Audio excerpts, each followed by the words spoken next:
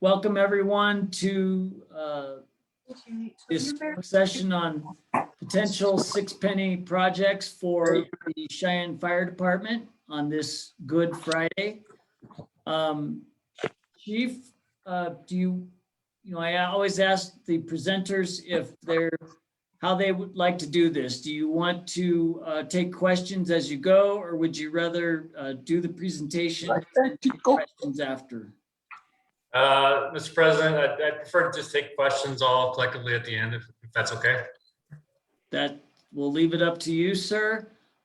Just one brief note to members of the public, no questions, as is standard practice during work sessions.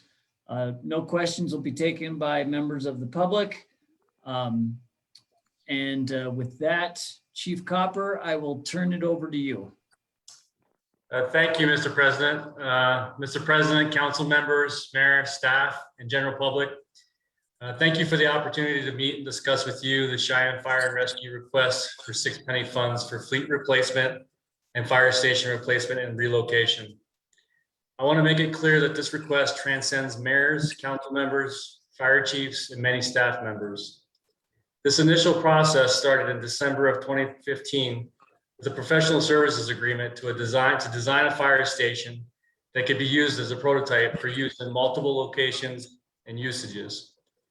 I want to thank the many people involved with this process, as it accounts for hundreds of hours of hard work and dedication.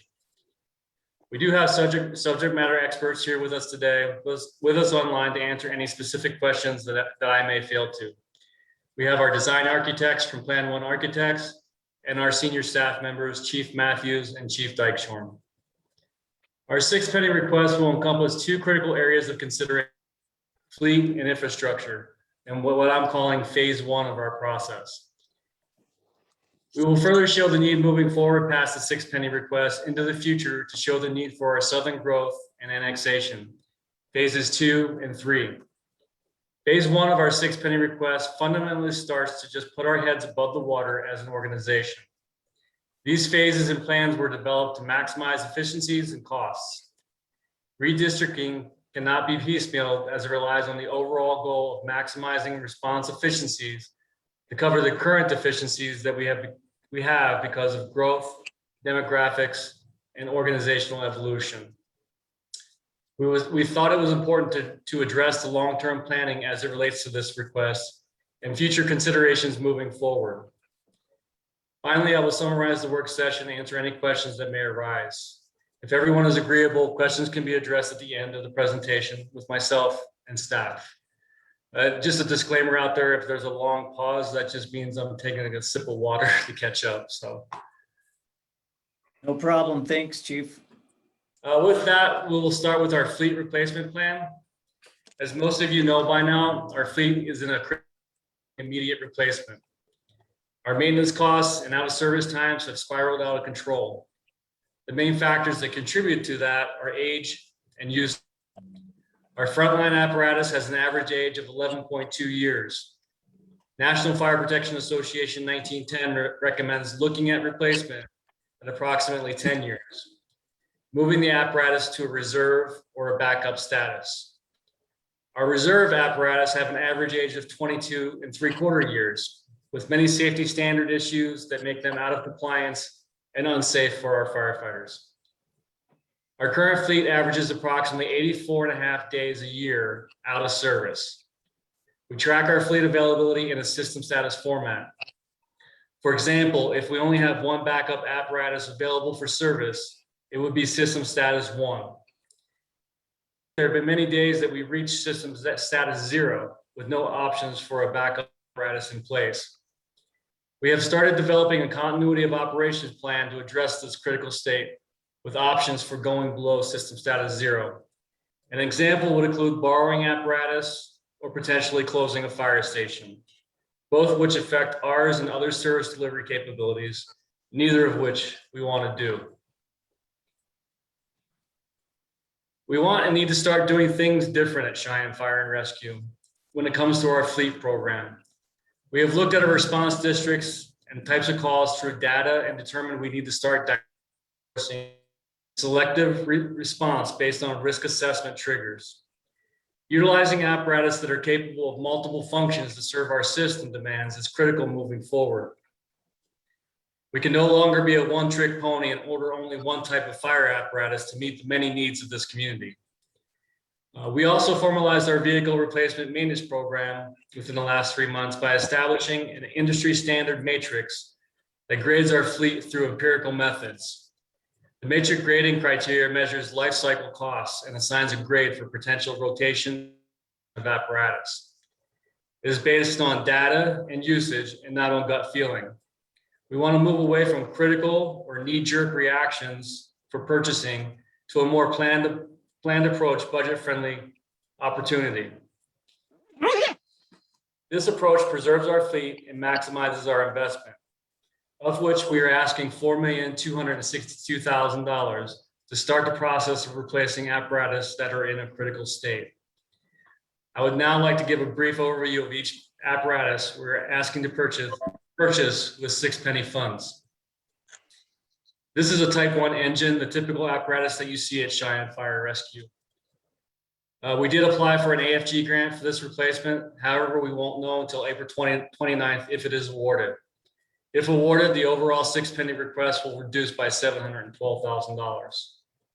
This apparatus will replace our frontline engine 1 or engine 6, both of which need to be retired to reserve status. The collective out of service days over a 2-year period is 209.5 days. The next apparatus that we're going to look at is a replacement quint.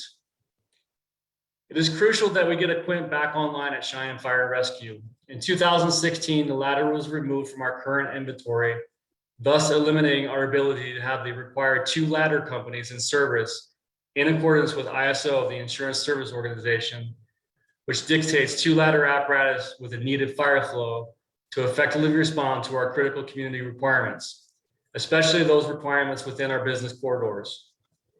That decision alone will directly impact our upcoming ISO schedule rating if we do not replace that apparatus.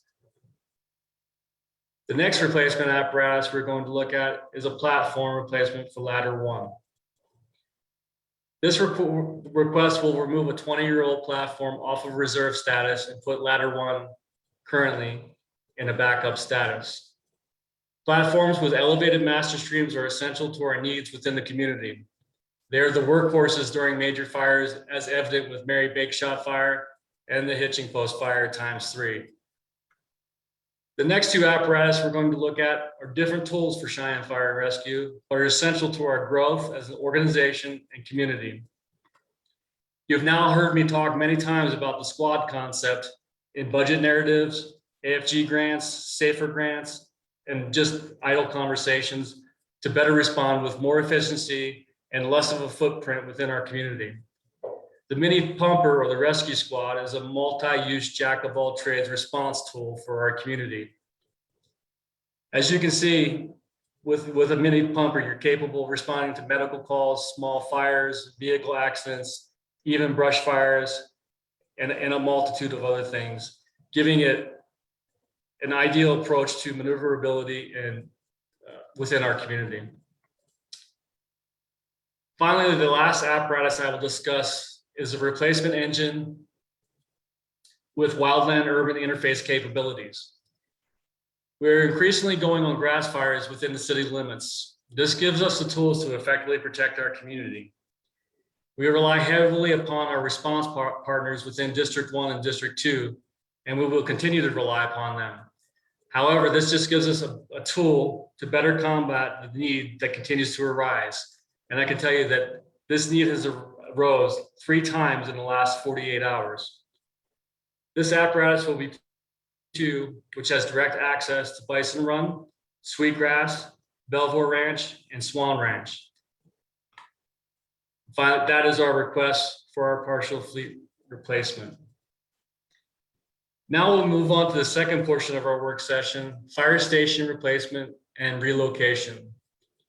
The question of how we preserve our fleet and investment directly correlates to our ability to efficiently respond based upon our data and infrastructure. If we do not change the placement of our fire station and redistrict, The status quo will continue of poor efficiency and increased costs with our fleet. Our data gives us a roadmap for where, when, and how to respond to an emergency. Our data shows us our current station locations are causing increased response times, increased travel distances, exposure risk to vehicle accidents, high maintenance costs, excessive fuel consumption, decreased apparatus life cycles, firefighter fatigue and burnout, and decreased training opportunities. To kind of give everybody a history lesson, in 1986, we closed Fire Station 4, which was centrally located in a hotspot pocket of call volume that still exists today. With the closure of that station, it created a hole in the center of the city where now 4 stations collectively converge upon one location. Over the years, with northern and eastern annexation and growth, we have also created gaps in service where apparatus are out of effective response range. 75% of our call volume can be identified in a concentrated pocket that encompasses the city.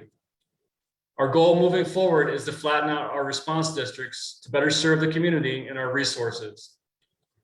Let's look at a snapshot of response data that shows our concentration of call load. This is just a 2020 response data for medical and fire responses. Again, calls to service for Cheyenne Fire Rescue were 11,427 calls. To put that in perspective, that is double since 1986. With each year polled, the same pattern seems to appear each time. It doesn't matter if it's 2020, 2019, or 2018. We have a concentrated almond shape, which identifies our heaviest volume.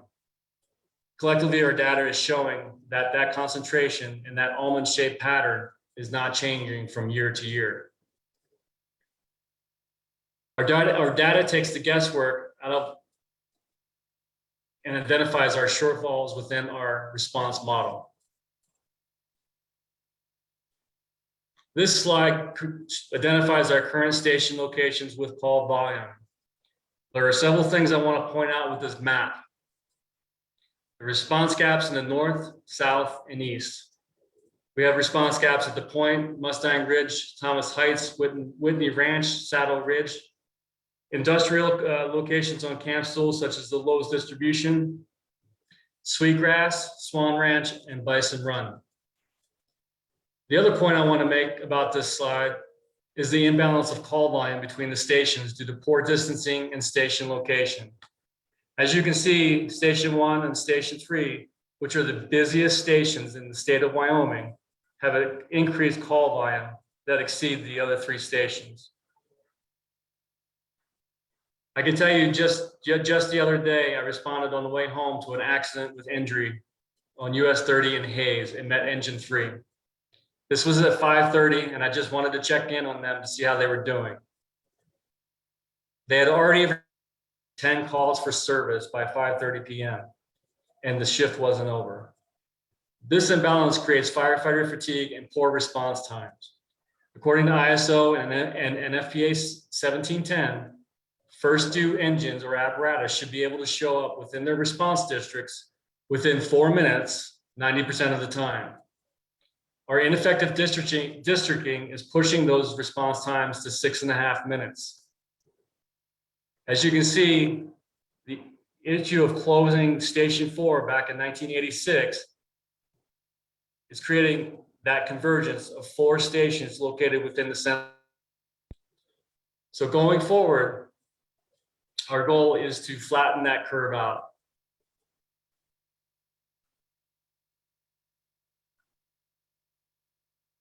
Because of this dilemma, we're asking for the following in our phase 1 plan through 6-penny funding. And again, I want to make it abundantly clear, we have 3 phases over the next 15 years. Phase 1 is 6th penny, and it encompasses 1 to 5 years. What we are looking at doing is Station 5 replacement and relocation. Station 5 was constructed in 1963. This station has been targeted for replacement multiple times. It has many structural, mechanical, and functional issues. It cannot house more than 1 fire apparatus. Many response gaps exist within the district to the north and east, and then Delrange traffic, making it more difficult and dangerous to respond from this location. We are also asking for a Station 3 replacement and then relocation. It was constructed in 1981 and also has many structural, mechanical, and functional issues. It cannot house more than 2 fire apparatus, multiple roof leaks with interior damage, interior stress cracks in the structural walls. Response is dangerous at an uncontrolled curve on Pershing and US 30. It has a large response district, resulting in excessive call volume, apparatus usage, and firefighter fatigue.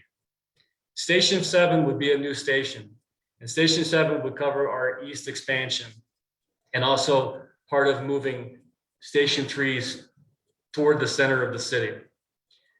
It's new for east expansion, will now cover Whitney expansion, Saddle Ridge to Christensen, and in the industrial park area to include the Lowe's distribution center that was not previously covered. It will greatly help flatten the response to a more manageable. The goal, again, is to now average 1,650 calls for service, collectively spread out over multiple stations. By going to the 6th penny and replacing and building these stations, we have reduced response times, reduced travel distances, exposure risks to accidents with the public, reduced movements, maintenance costs, our fuel consumption. We increase our life cycles of our apparatus. We've reduced firefighter fatigue and burnout. We increase training opportunities for our firefighter that has currently been identified in our ISO rating as being subpar. Better and more efficient service delivery, and our districts and our fire station become more familiar within their area of assignment. This is the proposed relocation of stations. Again, moving Station 3 further to a central location. Station 5 further north, covering gaps because of annexation, and a new station for Station 7. All of the proposed relocations and builds are currently shown on city-owned property. We have been working with the Cole family for a land swap opportunity to get Station 5 off of Delrange because of the exposure risk and increased usage over the years. I have spoken with the Cole family attorney this week, and they are willing to look at our plans and are very interested in the project. I've also contacted other landowners and discussed our plans. They all seem interested and engaged in the process. But let me be very clear though, our plan does not necessarily rely on those efforts, but merely provides us with the opportunity of more options for station placements. The relocation and new proposed station will align our resources in the following way with no current increase in staffing. As you can see on the slide, it also places ambulances in the fire stations, something that we have not done. I strongly feel that we need to get our ambulance response partners off to the streets and into fire stations and not posting them at gas stations for 12-hour shifts. This project affords them the opportunity to do that because we would now have room to house them. The AMR posting plan aligns with our station locations, and the reasons to do this are abundant. It gives us a more collaborative approach to response, to collectively work together. It gets ambulances off the streets and gets them back into fire stations, which increases the efficiency and the cost benefits of ambulances for AMR. It increases collaboration. It reduces duplication of effort. It provides a better service delivery to our community. It builds strong relationships that are sometimes lacking. It provides for better resource distribution and a potential revenue stream. And then finally, it increases the system efficiency for our overall emergency response model. So here is the slide, the floor plan for our fire station. Again, this is a prototype type station, meaning that this particular station will fit in a footprint for all 3 of those locations. The floor plan is modular and expandable structure that meets fire service needs. It has the potential for also housing Cheyenne Police Department to utilize for posting and substation use, thus making it truly a public safety station. All the existing issues that we currently have with the fire stations have been eliminated with this design. Workout areas are no longer in bays, separate bunker storage, reserve fleet storage, and separate fleet sleeping facilities. As you can see, this is a 3-bay. Again, a bay for our primary response vehicle, our reserve, and then an area for ambulance and PD to pull into also. It gives an area for storage for turnout gear, for decon, for our extractors that we have recently purchased. Separate EMS storage, lockable in nature because we are responsible for drugs. Again, an office, a separate office for whether it's PD or AMR, and a resource room allowing for them to utilize those locations. This is the traffic flow and the elevated traffic flow footprint. It fits in approximately just over 2 acres. It's a small footprint, and it establishes a good ingress and egress routes. This is the front rendering of the new fire stations. All 3 fire stations would look like this. The cost estimate, again, we started down this road in 2015 with a professional services agreement to design a fire station to meet the needs of the community and our organization. Station 5 has been on the 6th penny before for replacement. We have already invested $100,000 in this process. To delay any further would require us to pursue another RFP, bids, thus increasing the amount of time and money, neither of which we have. The value we will get out of these plans are tremendous.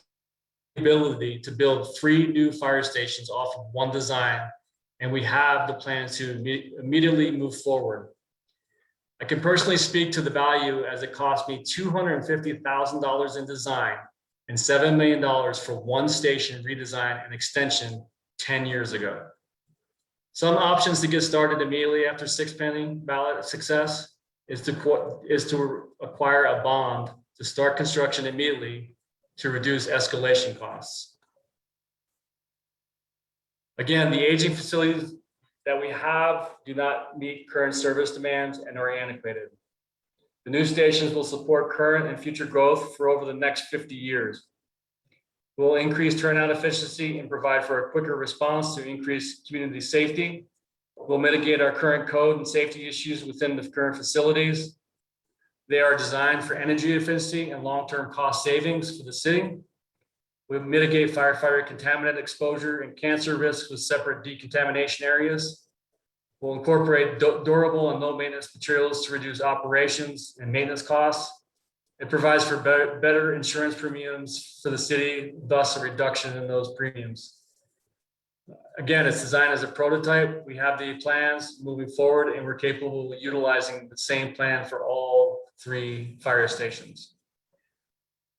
Energy efficient buildings, and then also the 4-fold doors are high cycle, low maintenance, energy efficient, and they open and close within 7 seconds. Anybody that's been around the fire service for any period of time knows that we're extremely rough on doors. And one of the reasons is because they open and close slowly, and the size of our bays are not efficient enough to meet the size of our apparatus.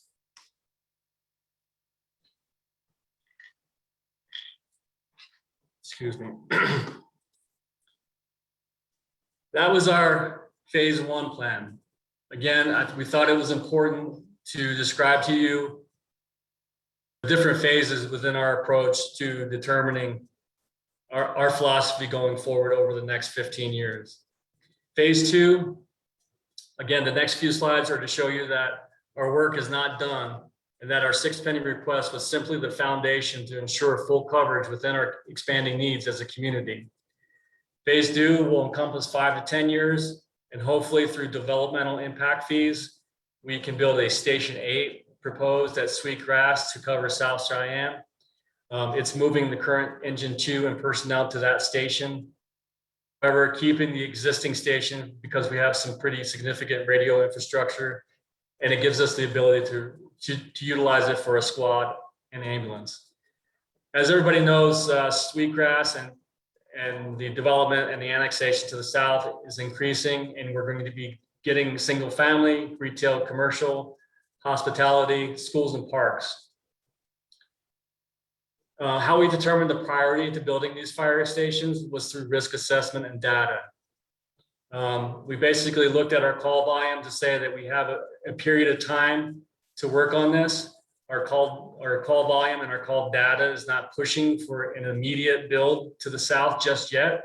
However, it's going to happen in the next 5 years. Some of the existing critical infrastructures that we have over there, again, we utilize risk management, high risk, low frequency versus low risk, high frequency. And what are we responding to 90% of the times? Typically, those types of structures over there have installed fire protection systems. Companies have developed emergency response plans or response teams, and we do have the ability to utilize mutual aid. Again, this is phase 2. As we move to the south and we pick up Sweetgrass, we have already worked with the developer to secure Sweetgrass just within the community, off of Nation, and then there's the road. There is the old Avenue C. Phase 3 is we're looking at 10 to 15 years. And again, hopefully we can identify those through and fund those through developmental impact fees. We'll be looking at Swan Ranch, the industrial and the business park, the South Cheyenne development future annexation. Obviously, we know that the future annexation and development is heading to the south. That is where the land is. So we'll be focusing on single family development and business and light industrial. And then also we have the Bison Run expansion with critical infrastructure. At that point, we also need to look at Station 6 replacement because of the current state of that particular station. We wanted to put it on the plan to show that we can't forget about these other 2 existing stations that are currently within our response model. So again, this is phase 3. This would be adding a station right here for southern expansion. At this point, this is a new station. This is new apparatus, additional personnel. So again, at the 10, 15 year mark, we're going to be have to have these conversations over the next decade. I hopefully explained the critical nature of our request and how it impacts the entire system in our community. Our efforts are to expand responsibly and thoughtfully with the growth demands of this community. Again, this request is essential for our ability to affect change in our service delivery, fiscal responsibility, and need to internally adapt and grow. Our total request for phase 1 of our plan for 6 Penny is $20,762,000. 6 Penny gives us a unique opportunity to catch up and right the ship back on course. Our project does not support these types of purchases. 96% of the fire department's budget currently goes towards salaries and benefits, with 4% left for an operating budget. We treat our 1% or our 5th penny as our operating budget year to year, making it impossible to save for these types of purchases. This request includes 3 fire stations that touch all 3 wards of this community. It also provides for 5 new fire apparatus that touch the entire community, also within Laramie County. I would respectfully request your consideration and approval. Thank you for the opportunity and your time. I know you have many of these presentations, and I greatly appreciate your service to our community. Thank you. I would like to give our designer and senior staff an opportunity to add anything that they may have.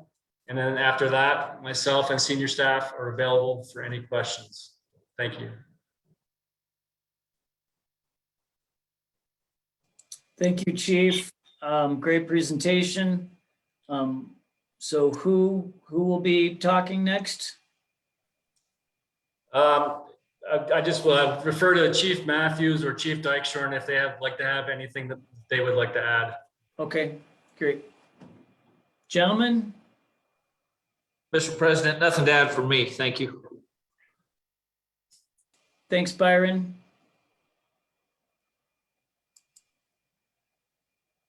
No, sir. Thank you, Mr. President.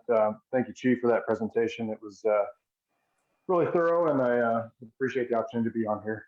And I will try to assist Chief Copper with any questions you guys have. Thank you very much, Andrew.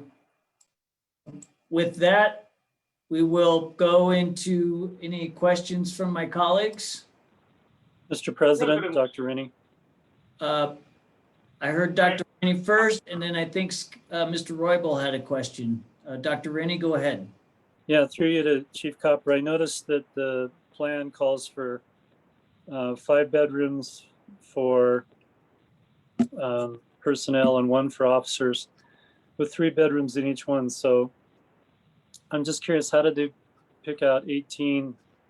And how many firefighters do we have at a time? And how did we determine 18 sleeping spaces were required? They're just separate sleeping facilities, Dr. Rennie. And the 2 other bedrooms were for expansion for, again, AMR and or any PD showing up. If we have that ability, we have that ability to expand that station, and we would already have the bedrooms in place. So 2 of those bedrooms would be for like an ambulance crew from AMR to utilize those sleeping facilities, and 4 of those bedrooms would be for our staff. Again, we staff it with 3 personnel. However, we're trying to move forward to meet NFPA 1710 requirements to staff every engine with 4 personnel. Okay. Thank you, Chief. Thank you, Mr. President. Thank you, Dr. Rennie. Mr. Roybal, I think I heard you had a question. Yes, sir, you did. I've actually got a couple. First one's for the chief. We were talking about AMR postings that maybe setting them at the fire stations. And I know we're going through negotiations for a new ambulance service. Could that be part of it? So those crews could have a creature comforts for their 12 hours? We've already negotiated, and actually AMR was awarded the contract. Prior to, I have sat down with Cassie at AMR and have kind of how I feel that regardless of what ambulance service is in this town, that I feel that they need to be back into the fire station because it just builds that camaraderie. And it also reduces duplication of efforts within our resources. Does that answer your question, sir? Yeah, yes. And then the second one, I'm not sure if you can answer this, maybe Robin, if she's on. I believe Robin is on. Okay. So Robin, for the 5th penny, we have some money. What kind of money do we have left for apparatuses? Can you hear me? Yeah. Yes, we can, Robin, go ahead. I would need to check on that, Councilman Roybal. It's not much. And we also make the lease payments for the equipment that was purchased back in 2018 with those funds. So it's pretty well not much for any type of equipment purchases. But I can get that information to you. Okay, if you would, and the rest of the council. But it's my thought, if we have some funds or we have something, we can get started on maybe the wildlife or the fireland trucks or the mini pumpers or something. I'd like to get that started as soon as possible. So, Sure. Yes, I can get that to all the council. thank you. Mr. President, this is Councilman Cook. If Councilman Roybal is finished, I have a question for Chief Copper. Mr. Roybal, are you finished for now? Yes, sir. Go ahead, Mr. Cook. Chief Copper, I apologize. I'm multitasking, as several of us I'm sure are.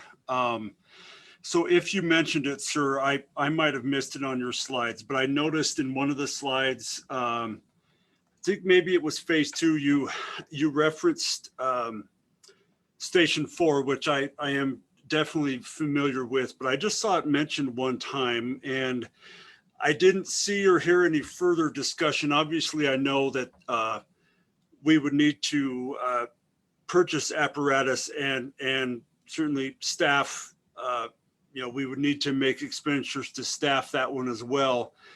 Can you sort of speak to what our plan? I just didn't see. I guess what I'm saying is I didn't see how Station 4 fit into our phase 2 or our phase 3 plans. Okay. Excuse me, Councilman Cook, are you referring to Station 4, the training facility? Yes, sir. I am. Okay. Obviously, we do have a training facility over here. It doesn't fit into the model because of the location of it. To be quite honest with you, it's in a poor location. I have tried over and over and over again to make the model work. And it doesn't work as far as reaching our response times. However, it is an option, but again, it's just not a very efficient option is the best way I can put it. So then I guess just to follow up real quick, Mr. President, to Chief Copper, then I certainly trust your expertise on that, Chief. I guess my thought then is if that is the case, then if it's not really a great option for us moving forward as far as, like you said, because of its location, then how will we utilize it then? I mean, it is an asset for us. It is a resource. I'm assuming we would continue to use it for training. Sure, 100%. Are there other uses then that you foresee that we could get out of that station? Absolutely, council member. We again looked at it, obviously being a dedicated training center. We also looked at it obviously for, again, incorporating AMR into our system. AMR currently leases property to house all of their backup ambulances and things like that. We have broached conversations to bringing AMR into that system to utilize that structure to offset some of the costs for utilities and things like that. Okay. Thank you, Chief. You answered my questions. I appreciate it. Thank you. Thank you, Mr. President. Thank you, Mr. Cook. Other questions? Mr. President, Tom Seagrave. Mr. Seagrave. Thank you, sir. I have a couple of questions for Chief. Chief, in your plan, are there any maintenance costs built into these facilities? And let me give you an example. I know a number of years ago when the county built a new library, as part of their sixth penny request, they included some maintenance funds. Have we looked at that?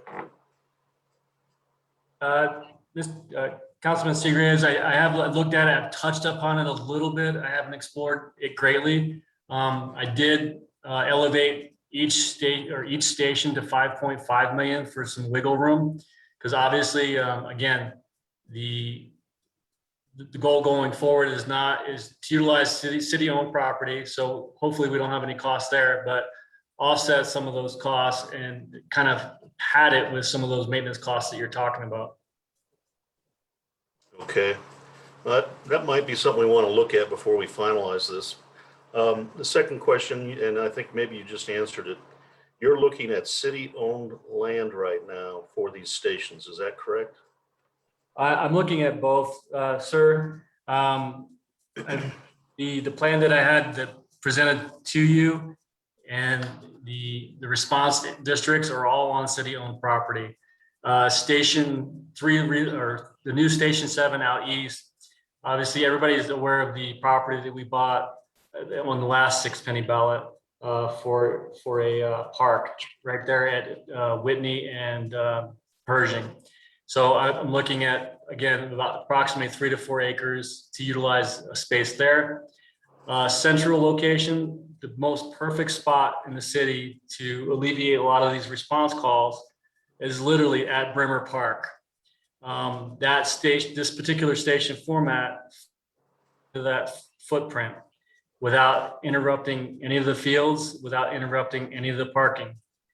And then finally, the Station 5 relocation. Again, I'm working with the Cole family. They have multiple locations, but we also have property that we've acquired for future road usage to get through to Story Boulevard. And then also North Park Station 5 is capable of going as far as North Park and still being within those response districts.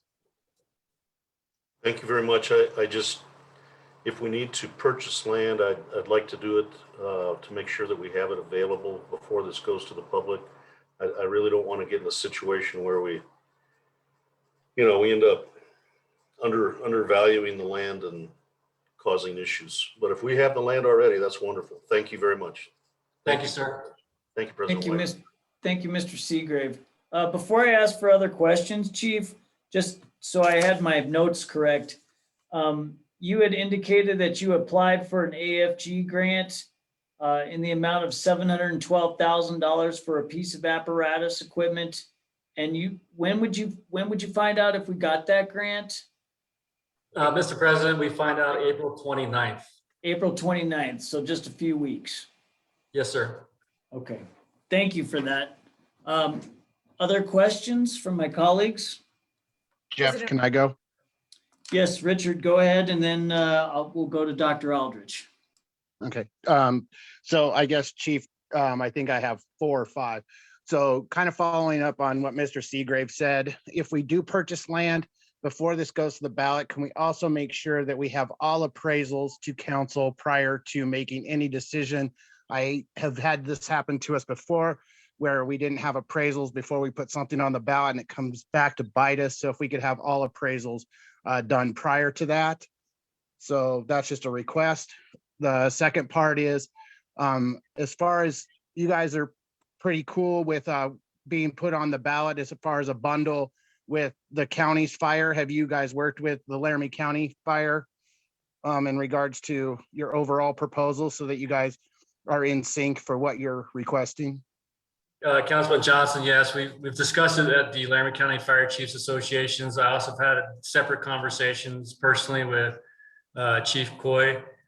He has a project going forward to put a station right at the Walmart distribution right there at Happy Jack. So yes, we have broached these conversations, and we feel that the placement of all of these fire stations gives a fairly significant coverage of all of Laramie County.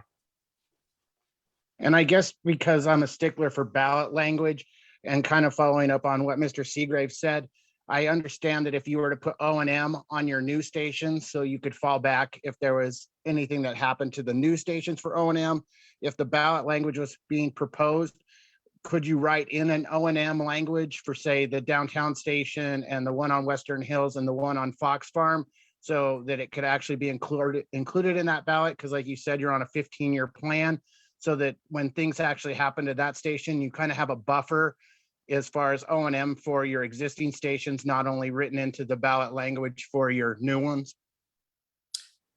Yes, sir. That's a great idea.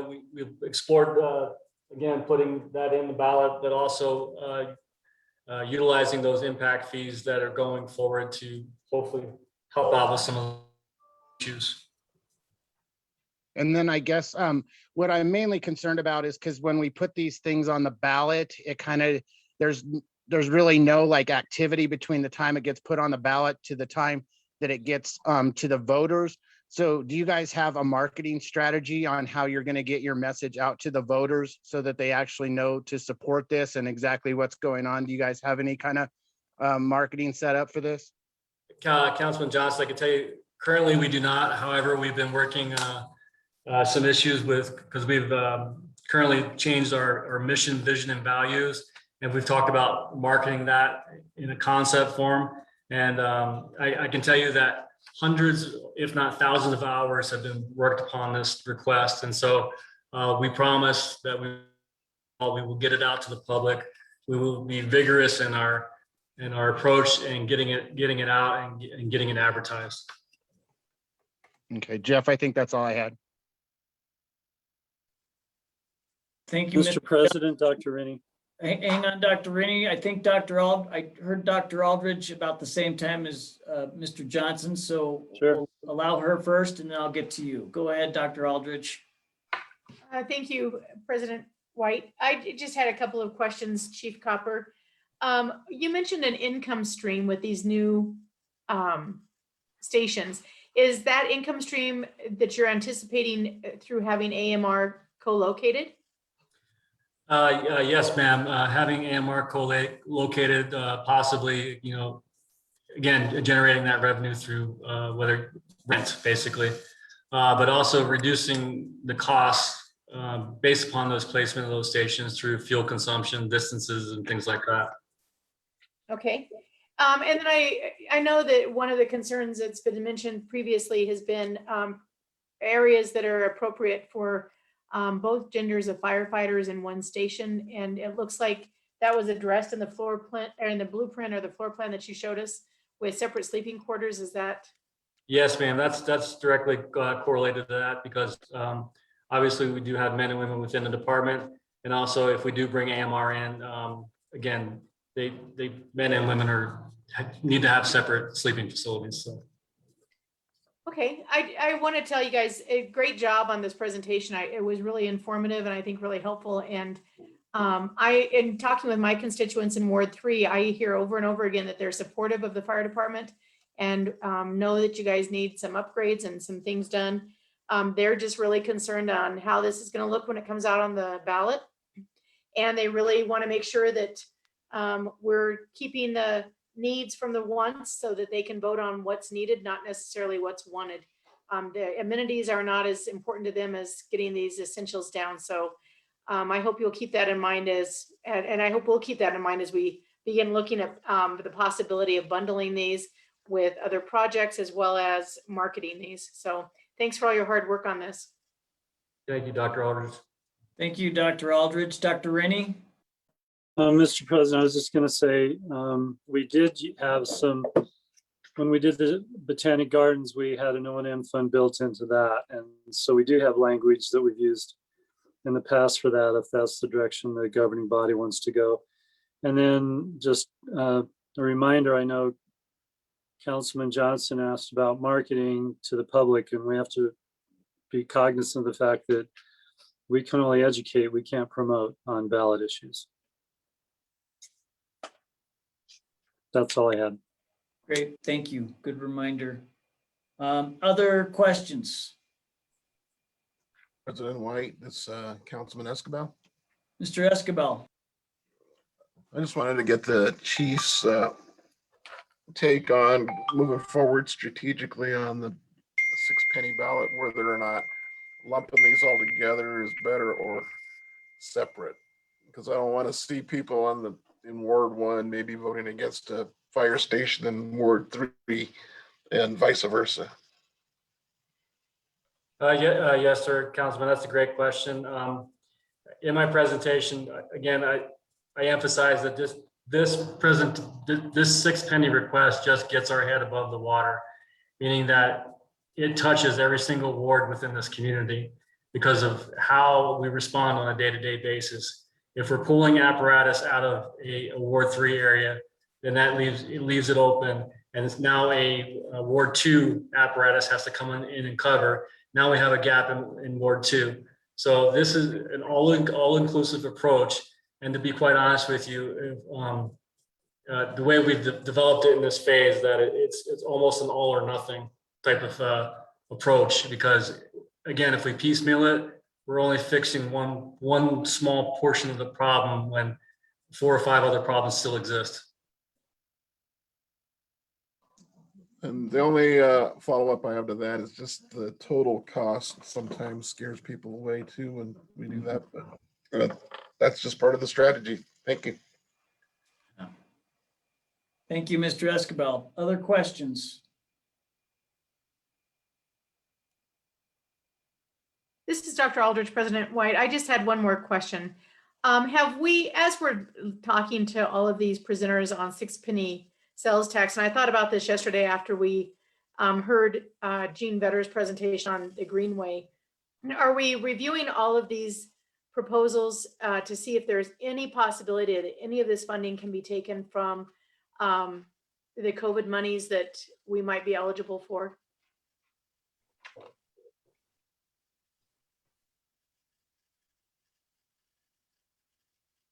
That's a good question. I don't know if Is Mr. O'Donnell on? And I'm showing that he is on, but Mr. President, yes. this is, Rob, go ahead. this is Robin. Just to let you guys know, I've done some really preliminary calculations on what we might receive for the American Rescue Plan. And it looks like we'll be getting less than $1 million for revenue to make up for the revenues that we lost between fiscal year 19 and 20. So there's not a huge amount of money, but there is going to be that money that, yeah, we would be able to use for other things. So Robin, just so I'm clear, so we're eligible for 11 million, correct? 11.73 million. And we're only going to get 1 million out of that? Well, we're going to get 11.73 million, but it's very, you can only use it for certain things. So one is water and sewer infrastructure. Right. The other new is to make up for revenues that were lost as a result of the pandemic. And we can also provide some bonus type of payments for our essential emergency type workers, such as sanitation, fire, and police officers. So that's about what we can get. So, you know, we will be able to use the whole amount for water and sewer infrastructure, but to be able to use that for other things is going to be very limited to the revenue and loss. Right. Thank you. And I'm sure we'll be getting more clarification on that as you do more research. But thank you for your work on that. Are there other questions from my colleagues on the presentation by fire department? Well, with that, hearing none, thank you, Chief Copper, for the presentation. Very insightful. And I hope everyone has a good Easter. So thank you, and we'll be back at it next week. With that, the work session's adjourned. Thank you.